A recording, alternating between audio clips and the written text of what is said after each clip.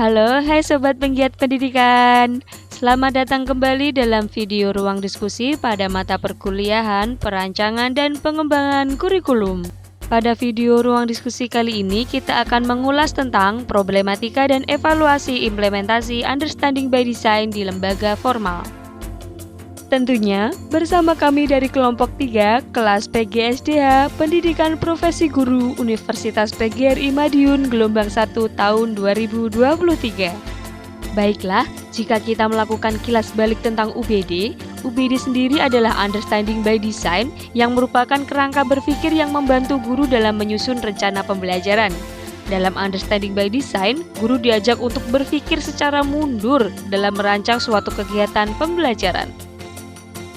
Kemudian, tahapan Understanding by Design sendiri ada 3, diantaranya yang pertama yaitu analisis hasil yang diinginkan, yang kedua yaitu menentukan asesmen yang akan digunakan, dan yang ketiga yaitu merancang kegiatan pembelajaran. Bicara tentang problematika dan evaluasi implementasi UBD, terdapat berbagai pihak yang memiliki permasalahannya tersendiri terkait penerapan kerangka UBD di lembaga formal, yaitu dari pihak stakeholder, kepala sekolah, wakakurikulum, guru, dan siswa.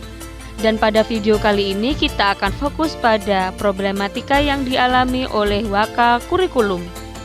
Di setiap sekolah pastilah memiliki wakakurikulum. Wakakurikulum sendiri adalah wakil kepala sekolah yang bertanggung jawab atas perencanaan dan berjalannya kurikulum, yakni tentang perangkat mata pelajaran yang diajarkan pada lembaga pendidikan tersebut.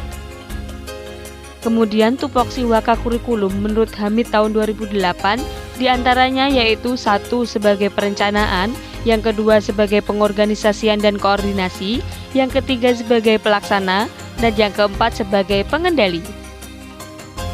Sedangkan menurut Aura tahun 2020, wakakurikulum berperan dalam menyusun program pengajaran, menyusun kalender pendidikan, menyusun pembagian tugas mengajar guru, menyusun jadwal pelajaran, menyusul jadwal penerimaan buku laporan pendidikan, menyediakan silabus seluruh mata pelajaran, menyediakan dan memeriksa daftar hadir guru, serta mengatur kelengkapan sarana guru.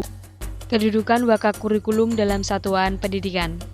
Kurikulum sebagai pedoman pelaksanaan proses pembelajaran pada lembaga pendidikan memiliki efektivitas dan efisiensi yang tinggi terhadap tercapainya tujuan pembelajaran pada lembaga pendidikan. Jika kurikulumnya dikelola dengan baik, maka proses pembelajaran akan sesuai dengan tujuan dari lembaga pendidikan tersebut. Proses pengelolaan kurikulum yang baik tergantung dari seorang wakil kepala sekolah bagian kurikulum. Berikut beberapa wewenang wakakurikulum. 1. Menentukan kalender pendidikan sekolah. 2. Menentukan kurikulum sekolah. 3. Merekap dan memeriksa kehadiran guru. 4. Menentukan jadwal mengajar.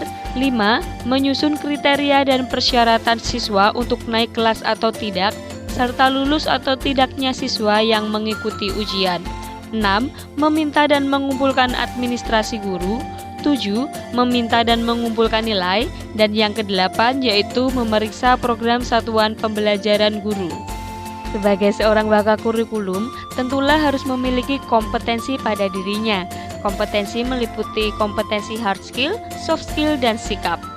Kompetensi hard skill sendiri meliputi memiliki kemampuan manajerial, mampu berkomunikasi dengan baik, mampu memotivasi staf agar berkembang, memiliki ketelitian dan kreativitas, mampu meningkatkan kualitas KBM, mampu merealisasikan rencana pengembangan sekolah sesuai RAPBS, serta mampu menguasai aplikasi Office standar seperti Microsoft Word, Microsoft Excel, dan lain sebagainya. Kompetensi soft skill meliputi memahami kriteria penilaian, memahami aturan-aturan yang berhubungan dengan kurikulum yang berlaku, memahami kurikulum sekolah yang berlaku, memahami administrasi guru, memahami cara pembagian jam mengajar, memahami cara penilaian sesuai kurikulum yang berlaku, serta memahami pelaksanaan ujian sekolah. Yang terakhir, kompetensi sikap meliputi bertanggung jawab, adil, jujur, berpikir positif, serta memiliki kemampuan dalam pengembangan. Yang akan kita bahas selanjutnya yaitu tentang problematika yang terjadi serta solusinya. Problem yang pertama berdasarkan kategori waktu, yaitu membutuhkan waktu yang cukup lama untuk dapat secara maksimal menerapkan understanding by design. Dan solusinya yaitu perlunya sikap yang konsisten untuk mau menerapkan dan mengarahkan anggota sekolah dalam menggunakan understanding by design sebagai rencana kerja atau rancangan pembelajaran. Problem yang kedua dari kategori budaya sekolah. Karena understanding by design adalah kerangka berpikir baru yang membutuhkan penyesuaian semua orang melakukan format kerja yang sama. Mengubah pola berpikir merupakan hal yang sulit dilakukan, utamanya mengubah apa yang telah menjadi ketetapan dalam waktu yang lama. Kemudian solusinya yaitu mengajak kelompok kecil guru untuk mengembangkan kerangka berpikir understanding by design. Dalam prosesnya, guru dapat saling memperbaiki satu sama lain. Melalui kelompok kecil, maka dapat mengajak kelompok besar kemudian untuk sama-sama menerapkan understanding by design. Problem yang ketiga dari kategori perencanaan. Sulitnya merencanakan penerapan kerangka understanding by design dikarenakan understanding by design dimulai dari hal kecil barulah ke hal besar dalam penerapan tujuan jangka panjang ke depannya. Kemudian solusinya, Wakakurikulum dapat berkolaborasi dengan kepala sekolah, guru, dan wakal lainnya dengan membentuk suatu kelompok untuk merencanakan kerangka understanding by design agar mencapai tujuan jangka panjang. Problem yang keempat yaitu dari kategori referensi. Minimnya referensi bahasa Indonesia terkait penerapan kerangka understanding by design sehingga Wakakurikulum membutuhkan waktu yang cukup lama untuk memahami secara baik tentang pengembangan suatu kurikulum serta tantangan dan hambatan penerapan kurikulum tersebut. Solusinya yaitu memperbanyak sumber referensi baik melalui jurnal, buku, ataupun seminar proceeding tentang understanding by design. Demikianlah video ruang diskusi yang dapat kelompok 3 sampaikan di topik 7 ruang kolaborasi tentang problematika dan evaluasi implementasi understanding by design di lembaga formal, khususnya dari pihak Wakakurikulum. Semoga video dari kami bermanfaat untuk kita semua. Terima kasih dan sampai jumpa. Dadah.